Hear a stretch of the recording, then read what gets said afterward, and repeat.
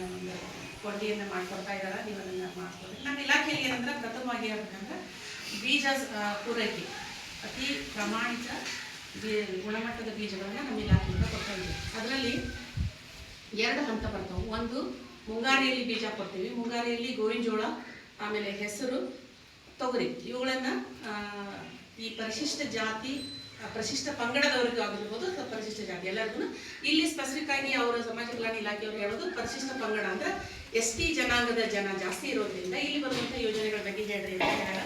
ಅದರಲ್ಲಿ ನಮ್ಮಲ್ಲಿ ಏನು ಬೀಜ ಪೂರೈಕೆ ಮಾಡ್ತೀವಲ್ಲ ಅದರಲ್ಲಿ 90% ಅಂದರೆ 75% ಸಬ್ಸಿಡಿ ದರ ನಿಮಗೆ ಕೊಡ್ತೇವೆ ನಾವು ಪರಿಶಿಷ್ಟ ಜನಾಂಗದ ಜನರಿಗೆ. ಅದು ಉದಾಹರಣೆಗೆ 25 ರೂಪಾಯಿ ಅವ್ರಿಗೆ ಸಬ್ಸಿಡಿ ಇದ್ದರೆ ನಿಮ್ಗೆ 37 ರೂಪಾಯಿ 50% ಸಬ್ಸಿಡಿ ಇರ್ತದೆ. ಯಾವುದೇ ಬೀಜ ತೊಗೊಳ್ರಿ, ಗೋವಿನ ಜೋಳ ತೊಗೊಳ್ರಿ, ಹೆಸರು ತೊಗೊಳ್ರಿ, ಅದೇ ರೀತಿ ತೊಗರಿ ತೊಗೊಳ್ರಿ. ಇದು ಮುಂಗಾರಿಯಲ್ಲಿ ಬರ್ತದೆ.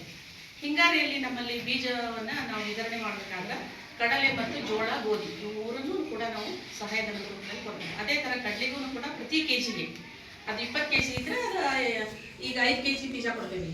ಎಲ್ಲಿ ನಮ್ಮ ಇಲಾಖೆಯಲ್ಲಿ ಹೆಸರನ್ನು 5 kg ಕೊಡ್ತೀವಿ. 125 ರೂಪಾಯಿ ನಿಮ್ಗೆ ಸಬ್ಸಿಡಿ ದರ ಸಿಗ್ತೈತಿ.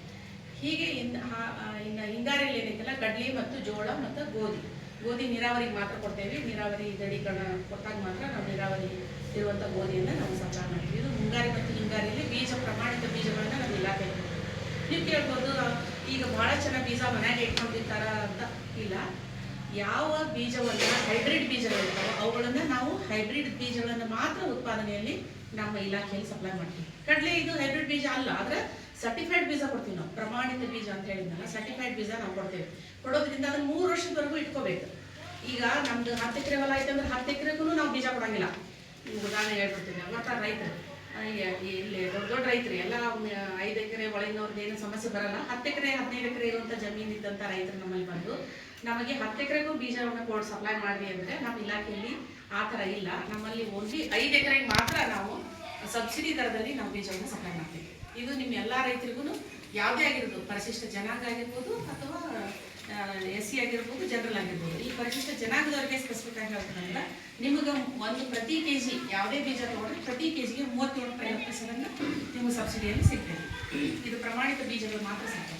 ಅದರಲ್ಲಿ ಏನಂದರೆ ನಮ್ಮಲ್ಲಿ ಒಂದು ಇಲಾಖೆಯ ಒಂದು ಸೂಚನೆ ಏನಿರುತ್ತಂದ್ರೆ ಆದಷ್ಟು ರೈತರು ಮನ್ಯಾಗ ಬೀಜ ಹಿಡಿದು ಹೈಬ್ರಿಡ್ ಬೀಜ ಬಿಟ್ಟು ನಾನು ಹೇಳ್ತೀನಿ, ಹೆಸರಾಗಿರ್ಬೋದು, ಕಡ್ಲೆ ಆಗಿರ್ಬೋದು, ಜೋಳ.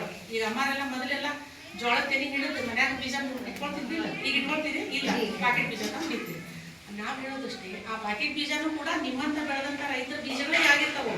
ಅವನು ಕೂಡ ನೀವು ಜರಡಿ ಹಿಡಿದು ಅವುಗಳನ್ನ ಹಸ್ ಮಾಡಿ ಸ್ವಚ್ಛ ಮಾಡಿ ಅವ್ರ ಗಂಜಕ ಕಲಿಸಿ ಸಲ್ಫರ್ ಕಲಿಸಿ ನೀವು ಬಿತ್ತಿದ್ರಿ ಮೊದಲೆಲ್ಲ ರೈತರು. ಹೌದು, ಹಾಗೇನೆ ಕೂಡ ಈ ಪ್ಯಾಕೆಟ್ ಬೀಜ ಏನೈತಲ್ಲ ಇದು ಕೂಡ ಪ್ರಮಾಣಿತ ಬೀಜನ. ಆದ್ರೆ ಆದಷ್ಟು ನಾವು ಹೇಳುವಂಥ ಉದಾಹರಣೆ ಇಷ್ಟೇ, ಅದನ್ನೇ ನೀವು ಮನೆಯಲ್ಲಿ ಮಾಡಿದ್ರೆ ಅದೇ ಬೀಜನೇ ಇರ್ತೈತಿ. ಕಡ್ಲೆ ಆಗಿರ್ಬೋದು ಅಂದರೆ ನಮ್ಮಲ್ಲಿ ಇಲಾಖೆಯಿಂದ 30% ಮಾತ್ರ ಸಪ್ಲೈ ಮಾಡೋಕ್ಕೆ ಅವಕಾಶ ಐತಿ.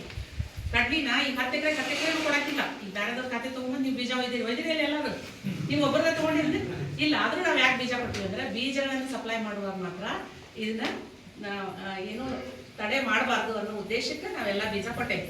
ಆದಷ್ಟು ಈ ಬೀಜಗಳನ್ನು ಮುಂಗಾರಿಯಲ್ಲಿ ಹೆಸರಾಗಿರ್ಬೋದು, ಹಿಂಗಾರಿಯಲ್ಲಿ ಕಡ್ಲಿ ಅಥವಾ ಜೋಳ ನಿಮ್ಮ ಮನೆಯಲ್ಲೇ ಹಿಡಿದಿಡ್ರಿ. ಅವುಗಳನ್ನು ಬೀಜಕ್ಕೆ ಪೂರ್ತಿ ಸಂರಕ್ಷಣೆ ಮಾಡಿ ಬಿತ್ತಿರಿ. ಇದೊಂದು ನನ್ನ ಸಜೆಷನ್ ಅಷ್ಟೇ.